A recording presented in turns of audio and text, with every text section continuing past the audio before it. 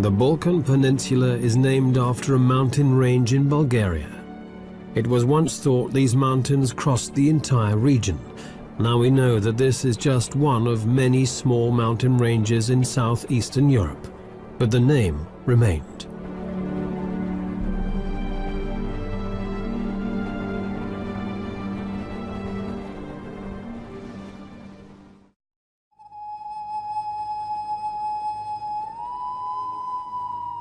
Dumitor lies in the north of Montenegro.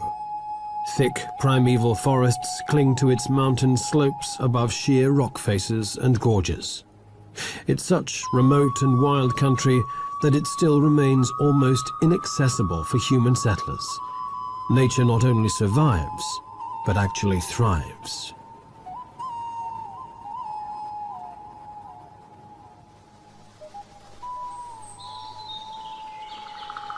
This is a truly ancient forest. These 50-meter-high black pines have stood for a half a millennium and are the last of their kind in Europe.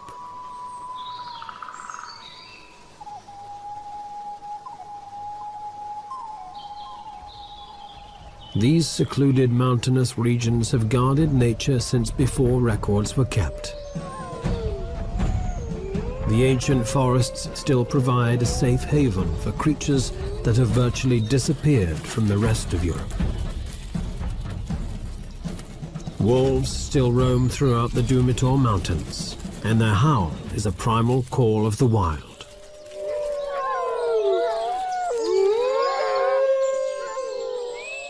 A pair of honey buzzards nest above them. Usually they feed upon the larvae in wasps' nests, but when the chance comes, they'll take other small prey too, like this frog. Next to the buzzards, a black woodpecker has hollowed out its nest. The honey buzzards have only hatched a single chick, but it's rapacious. But the woodpeckers have a far noisier and larger family to feed.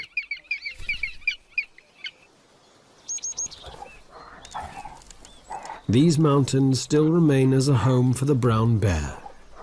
It's late in autumn and this bear is putting on as much fat as possible before finding a cave to hibernate in and survive the harsh winter of the Balkans.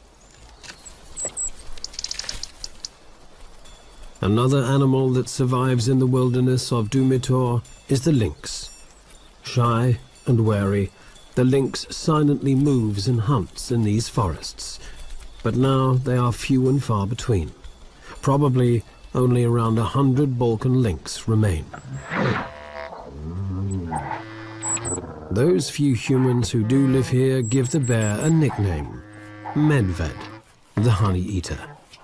And it's a suitable name, for its fat belly is almost entirely the result of honey plundered from many beehives. Bears seldom if ever leave the protection of these forests that cling precariously to the more gentle mountain slopes, but then abruptly end.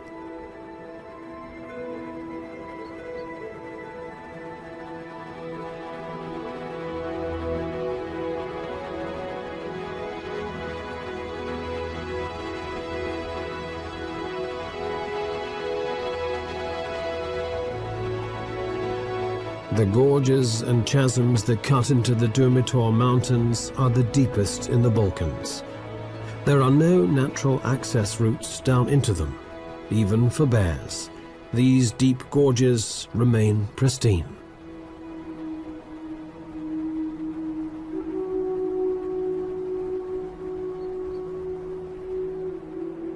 The greatest of them all is the Tara Canyon, a spectacular example of the raw power of nature.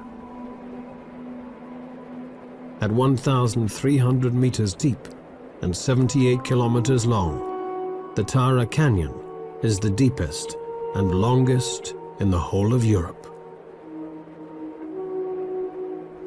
Because the flowing water is turquoise blue and crystal clear like teardrops, local people have named this Europe's Tear.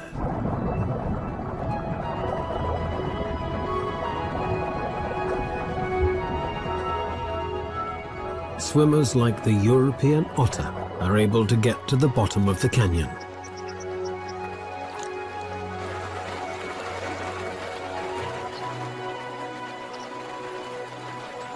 If Europe's tear does bring one to the eye, it's a tear of joy.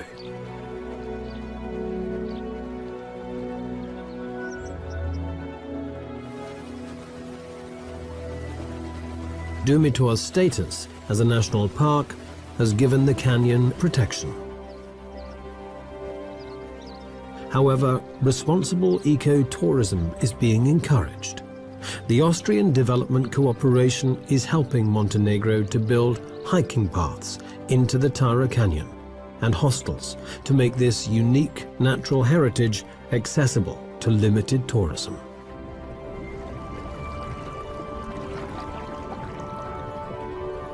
Once in the water, the European otter is in its element. With a streamlined body, the otter swims effortlessly through the river while it hunts its prey, often river trout.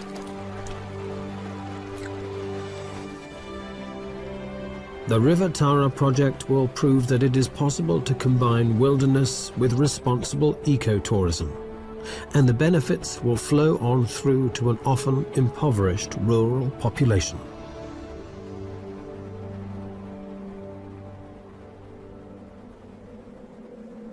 Over 1,000 meters above the Tara Canyon lies an almost barren landscape. This is a desolate plateau, almost the end of the world. Bleak, lonely, and seemingly deserted, but only at first glance.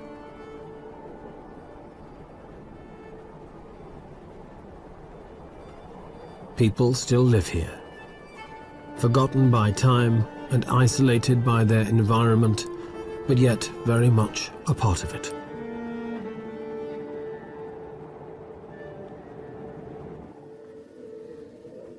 Stana Tserovic is one of the last Virginias, women who remain to do the hard work of the men, who left long ago in search of casual labor.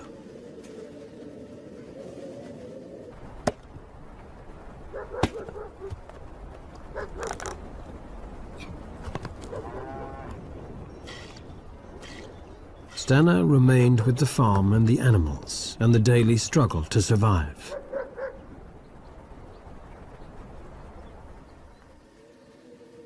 Her weather-beaten face has seen many winters and is deeply creased, almost like the Dumitor Massif itself.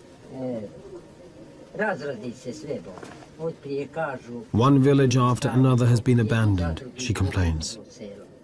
The neighbors are moving away. Now the fire is burning in only one of 3 houses.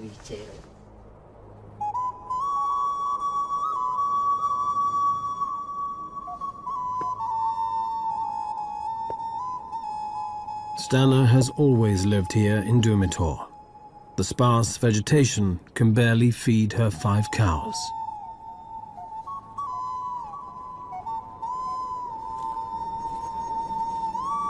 Everywhere she goes, she always carries a weapon. But just who gave her the old rifle remains her secret. And why does she carry it? To keep the wolves at bay. There are only a few people left around here, she says, and then adds, it is difficult to live up here. She keeps a wary eye on her surroundings. Experience has made her vigilant.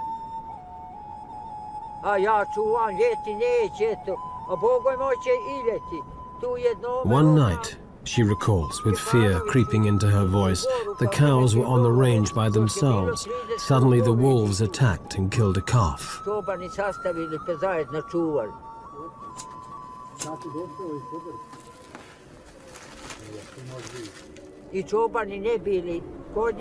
The wolves took the calf by the throat and would not let go even when she tried to chase them away. They were not afraid of us humans, she continues. The older cows tried to protect the calf, but the wolves simply tore it apart until there was nothing but blood and a few bones. It was a whole pack of wolves, she says. And when they had finished, nothing was left behind.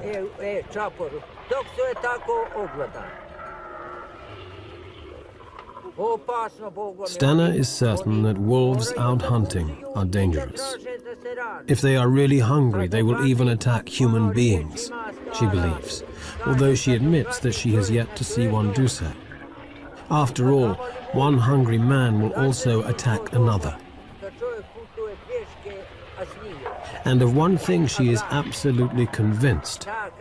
If you run into a wolf in the snow, all on your own, and it is hungry, it will tear you into pieces, just like that.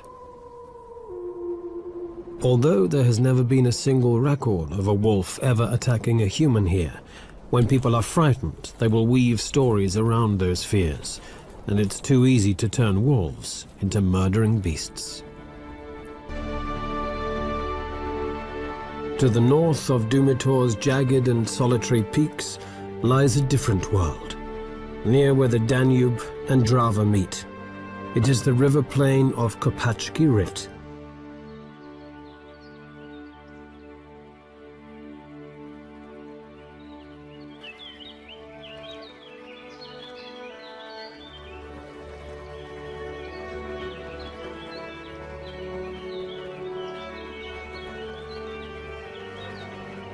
Kopacki Rit is in the east of Croatia. Stretching out across the Pannonian lowlands, this is one of Europe's most extensive and important wetlands.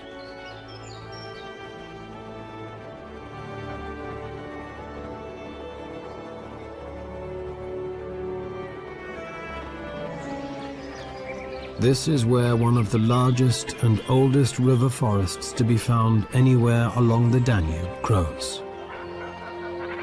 Over 260 different species of bird live here all year round, some of them in huge colonies. For about 3 months of every year, large parts of the forest are flooded by seasonally rising water. This is a great crested grebe with its recently hatched chick. Life just couldn't get any better.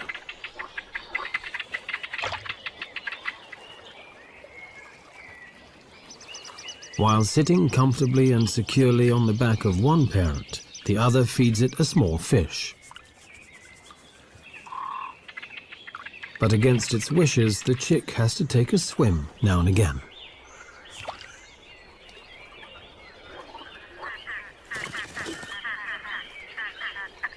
Although the chick is able to swim and dive as soon as it hatches, a ride on a parent's back is always preferred. But when both parents are busy, the chick won't get its own way. Another freshly caught fish keeps it happy for a while. But that's it. Enough swimming for one day.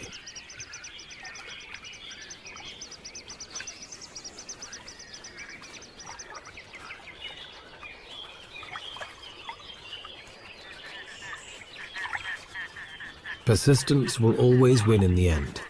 At last, the chick can snuggle down between its mother's wings once again. For the moment, Kopacki Rit seems like paradise. But danger still lurks, though. For once, this was a war zone. During the Croatian War in 1991, the front line went straight through this area. Large tracts of the wetlands were mined. Most of the mines have now been cleared, but some were never found, and they can be moved by the floodwaters from place to place. A zone declared safe today could be... It's a paradox of war. Keep people out, and nature returns. The Kopacki Rit forests were once a hunting ground for the Habsburgs, and then later for high-ranking Yugoslav politicians. Since the mines were laid, the hunters have stayed out.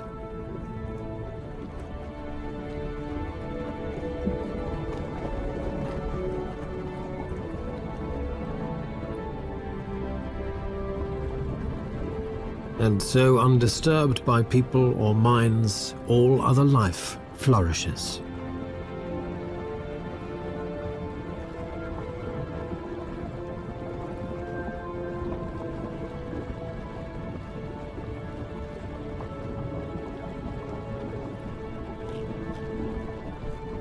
There are over 40 species of fish in these wetlands, and their abundance helps maintain the densest population of white-tailed eagles anywhere in the Balkans.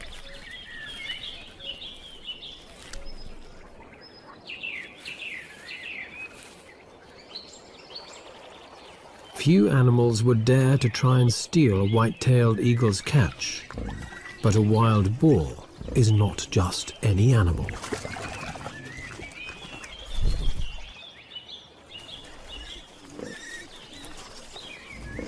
If anyone is brave enough or foolish enough to wander into Kopachki Rit despite the risk of the mines, they'd be wise to follow the boars. With a sense of smell so well developed that a boar can find even the smallest of buried truffles, strange-smelling mines are no problem to avoid. And in fact, the trails and clearings used by the wild boars are reliably mine-free.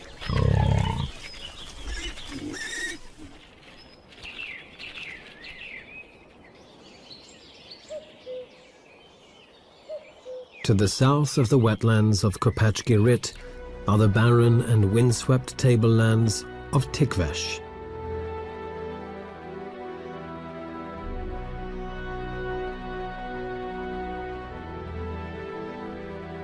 This is Macedonia, and Tikvesh is now the Balkans' last stronghold for vultures.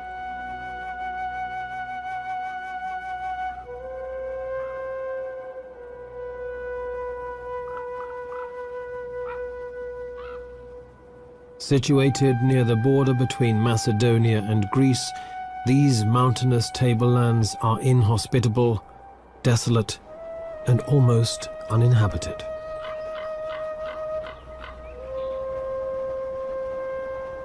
Clouds move ominously across a landscape stretching to infinity, where the boundary between sky and earth becomes blurred.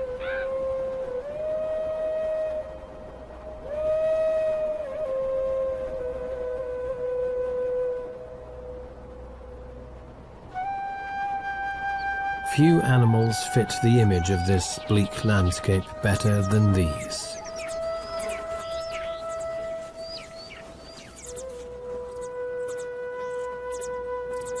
Griffon vultures in particular like to live in these rocky mountains, where the thermal updrafts can carry them up high with little effort.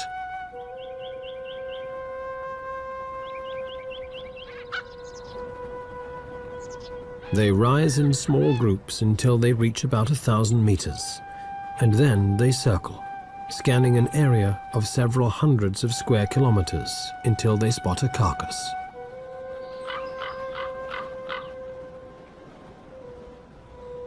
Griffon vultures normally live in large breeding colonies, building their nests on steep rock faces. These vultures were once widespread throughout the Balkans, but in the last 100 years they've been reduced to only a few breeding pairs. Toxic baits have helped to decimate them, but they've been hit even harder by the gradual disappearance of livestock.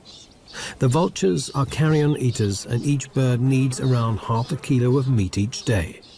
But now there are fewer carcasses of sheep, goats and cows, which they can rely on. And to make matters even worse, there is competition. Even when in flight, vultures are constantly harassed by ravens. Intelligent birds, they learnt long ago that where vultures settle, there is also something in it for them. The vultures have spotted a dead cow, but a gang of ravens is already there. As soon as the vultures try to get to work on the carcass, the ravens start pulling at their tails. Bad table manners it may be, but an effective strategy to distract the vultures.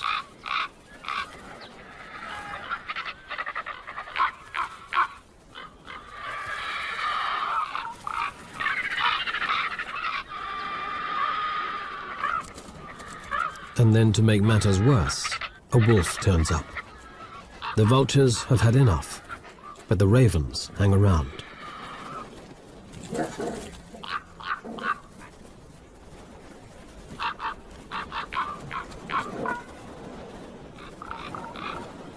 And even the wolf has trouble getting rid of them.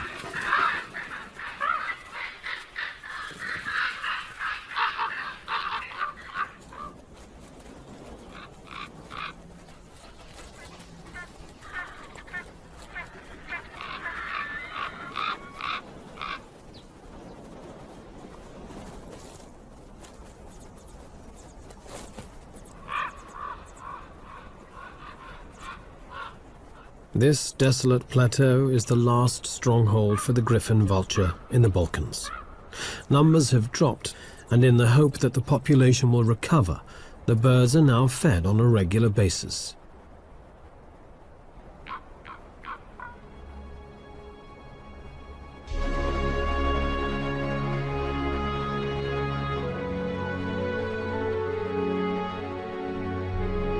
This is Skardarsko Jezero, or Skadar Lake.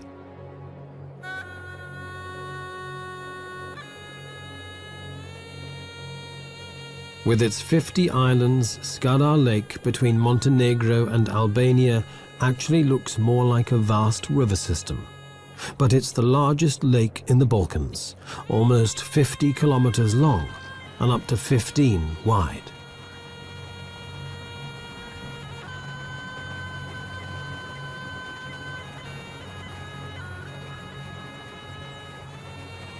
Depending on the season, water levels can fluctuate by up to 5 meters. In ancient Greece, there was a saying, Panta rei. Everything changes. Nothing stands still. Only change is constant.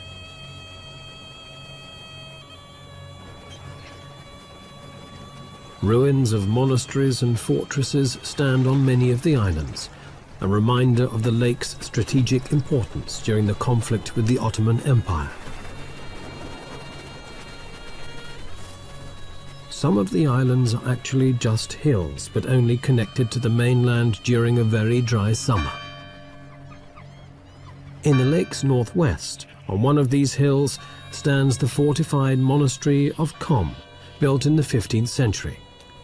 A monk of the Orthodox Church lives here alone, giving up his days to his faith and his belief in a better world through prayer.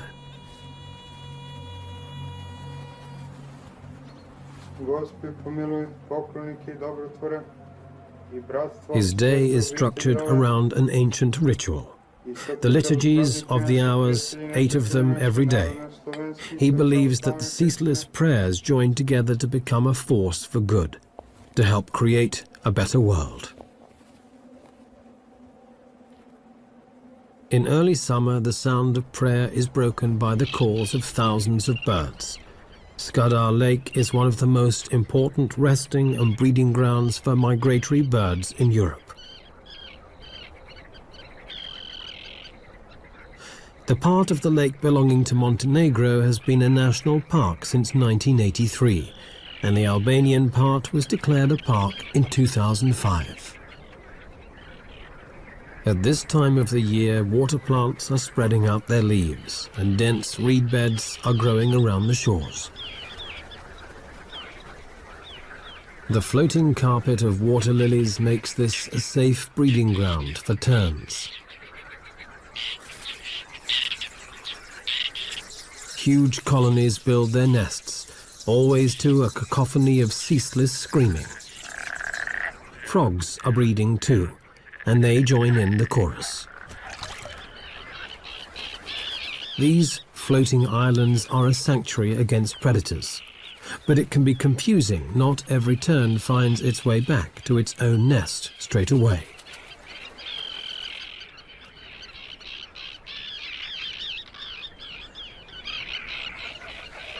Larger waterfowl prefer to build their nests in the reed beds that fringe the lake, while thousands of cormorants use dead trees for their nests. Watching young cormorants feed is a salutary lesson. The youngsters poke their heads far into their parents' gullet in their haste to get their regurgitated fish. It's a miracle that they don't puncture their parents' throats. Other species breed in mixed colonies, like the elegant little egret and the spoonbill. Beneath them, a black-crowned night heron stalks amidst the reeds, while a squacco heron settles down to brood. Collective breeding is a strategy which gives a greater degree of security for all, as there are many vigilant eyes on the lookout for nest robbers, and the chicks are well hidden between the reeds. Skadar Lake at the west of the Balkans is a paradise for birds, even if there are no elves. On the eastern borders, there is a vastly different land, one with a mosaic of colorful fields, some planted, some not. This region is called Dobrucha, with its steppe grasslands in the northeastern tip of the Balkan Peninsula, between the Danube and the Black Sea. Only a few subsistence farmers live here. Fertile fields and fallow ground lie side by side, making the country resemble a quilt. Fertility and barrenness alongside each other. In May, the wild poppies and cornflowers sprinkle the cornfields with vivid colors. They thrive because here the farmers use little fertilizer and never spray their fields with pesticides. The plow is still horse-drawn, as it has been for centuries. In Dobrucha, many ethnic people, Bulgarians, Romanians, Russians, Tatars, and Armenians live side by side.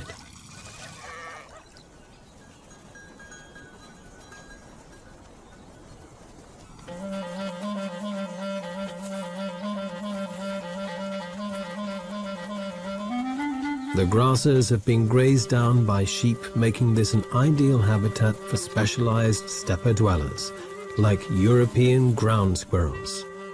In daylight, these small rodents leave their tunnel systems to come to the surface and search for roots, tubers, and insects.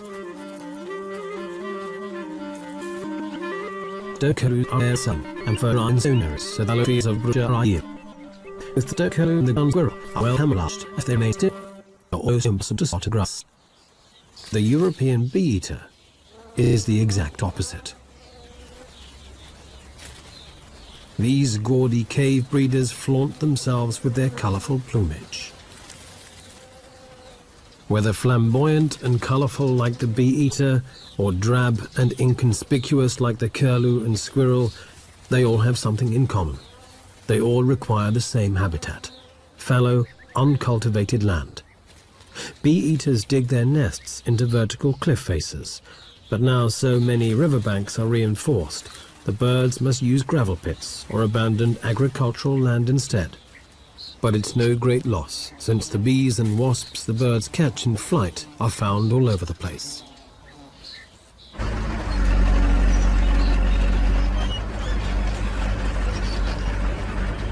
This old quarry in Dobrucha will be shutting soon. But even while the dredgers are still at work, the birds take full advantage of the site.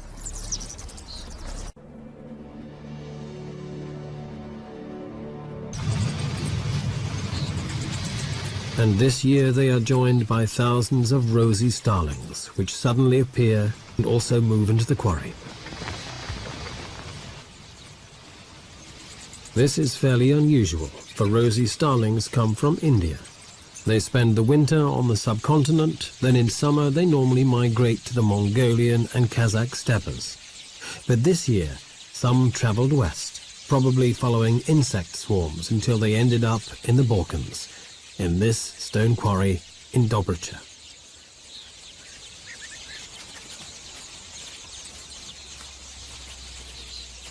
These birds need rock faces to nest and breed, so despite the heavy machinery, this quarry is an ideal choice.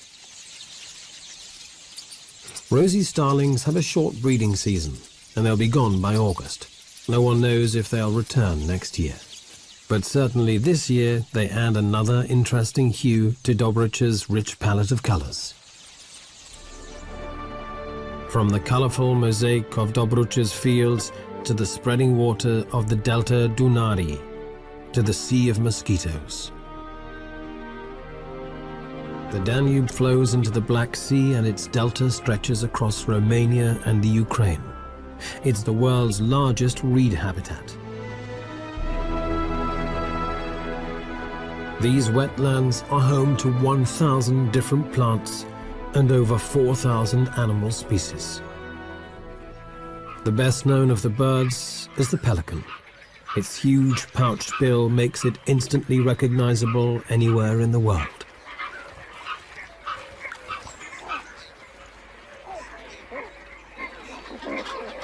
Hidden amidst this maze of water channels with their forests and reed beds are enormous breeding colonies of pelicans, some containing hundreds of pairs. Two pelican species are found in the delta, the Dalmatian pelican and these white pelicans. Every summer, 4,000 breeding pairs fly north from Africa to this delta region.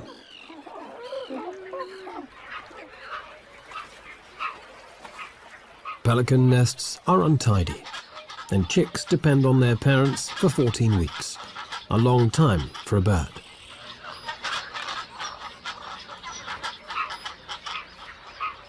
These nesting colonies in the center of the delta are virtually inaccessible and strictly protected.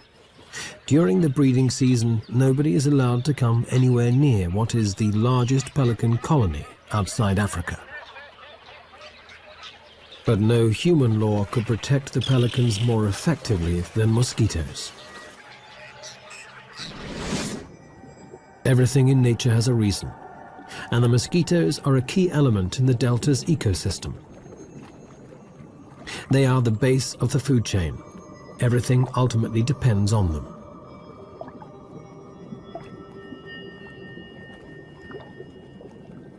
The biomass of mosquitoes in the Danube Delta is quite awe-inspiring. It's greater than that of all the other animals put together. It's the very foundation on which all other life in the Delta is built.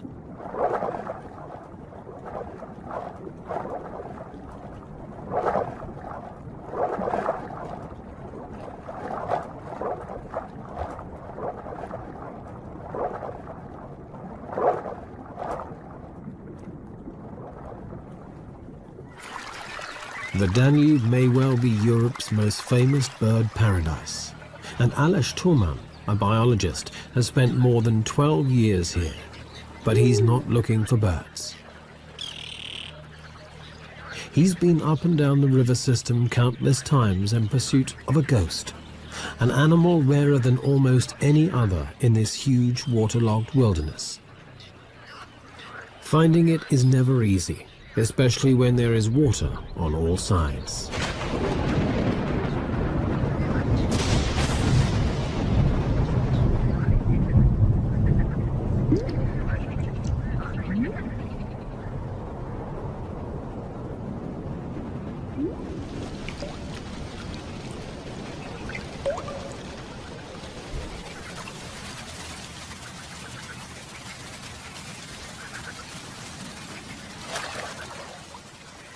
Aleš Toman is searching for the European mink,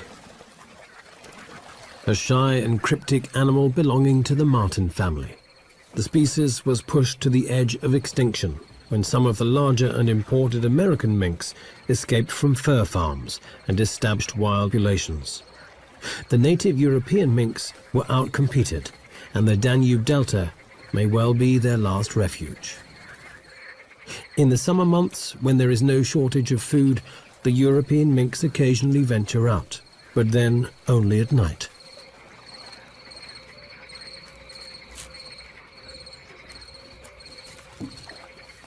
Caught briefly in the spotlight, this animal could be a mink. But was it a European mink, or just a marten? Before Aleš can find out, the animal has vanished into the night.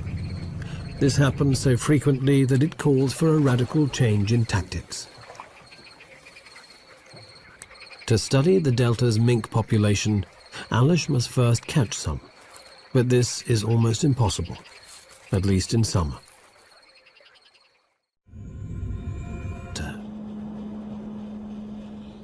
The lakes are frozen. Life seems to have come to a standstill. But only at first glance. Migratory birds from the Arctic have arrived to spend the winter here. The cold is far less intense than above the Arctic Circle, and crucially, the birds are able to find enough food here.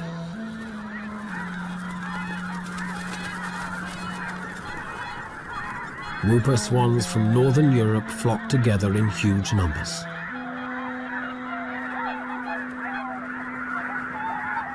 And when 60,000 red-breasted geese take off as one, the sky turns dark. Almost the entire world's population of red-breasted geese migrate every year from Siberia to here.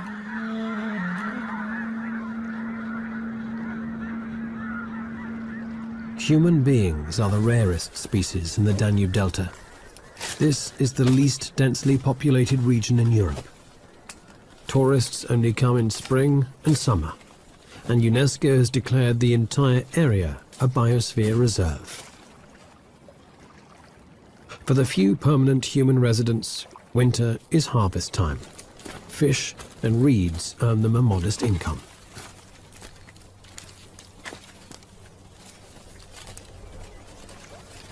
In winter, the fishermen are allowed large catches, but from spring onwards, a rigorous quota is strictly enforced to protect the breeding stocks.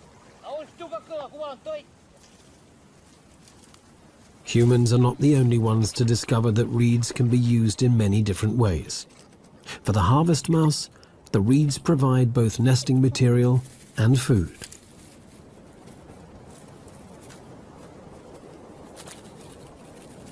These tiny rodents are about 5 centimeters long and barely weigh 10 grams.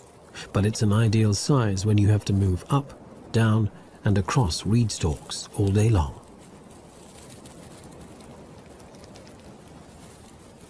Their tail is longer than their body, but it needs to be. As the mice move back and forth across the shaky and unstable stalks, they often need a safety rope. Sometimes the mouse even grabs the stalk with its tail and hangs head first.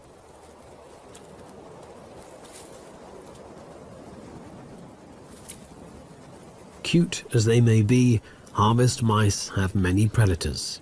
Birds of prey, foxes, snakes, even fish. And the shy and cryptic European minks also have them on their menu. Alish Toman's search continues. In winter months, the mink must also hunt by day, and this makes it far easier to try and observe and even catch them.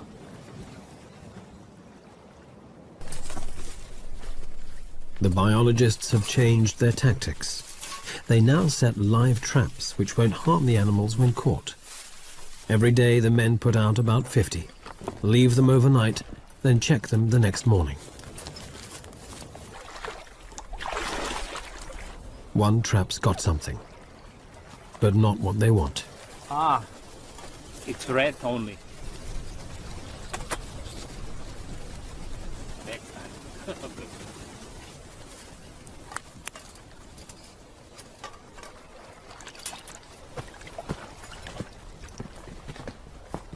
The men proceed to the next trap. Will they be any luckier?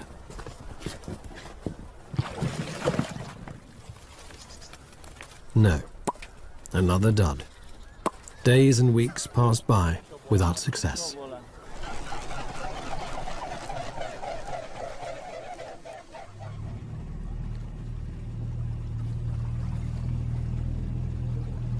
Another day, another try. Not many traps left to check now. Hopefully, no more rats.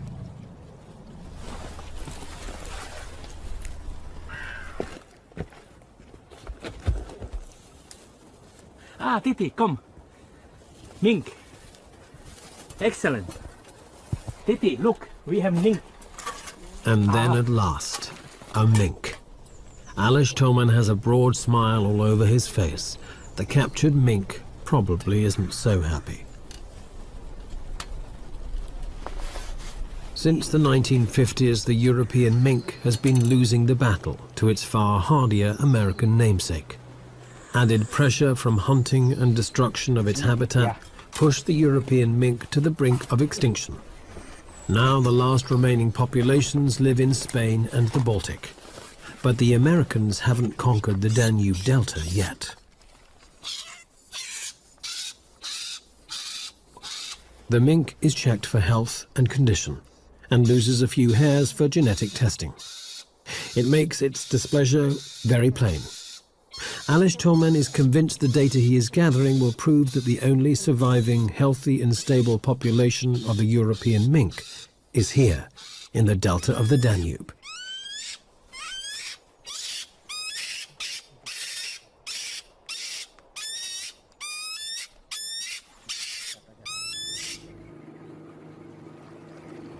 All in all, it was a good day.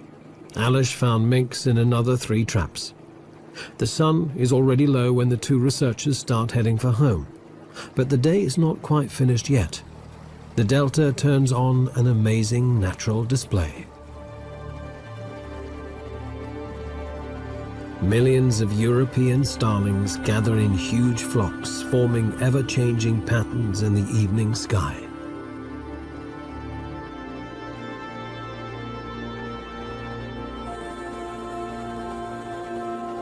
The flock hangs in the air like a swarm of midges, then shifts and changes.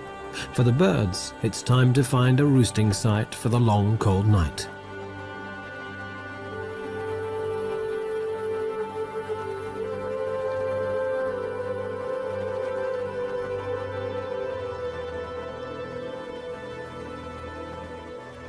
Starlings are masters of coordination in the air. No matter how many or how small the space between, the birds never crash into each other.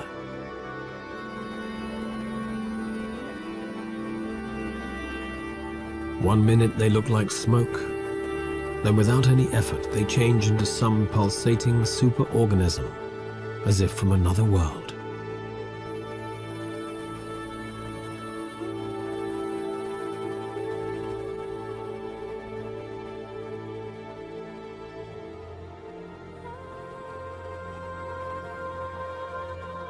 Despite its reputation, the Balkans is not the land of doom and shadow. Instead, it is a magical and beautiful place, always changing, just like the flocks of starlings in the evening sky. The Balkans may still be coming to terms with its recent history of conflict, but it has always been a place where people and their diverse cultures have lived. A place where much of nature is still unspoilt. The wild Balkans are still largely unknown, their treasures so close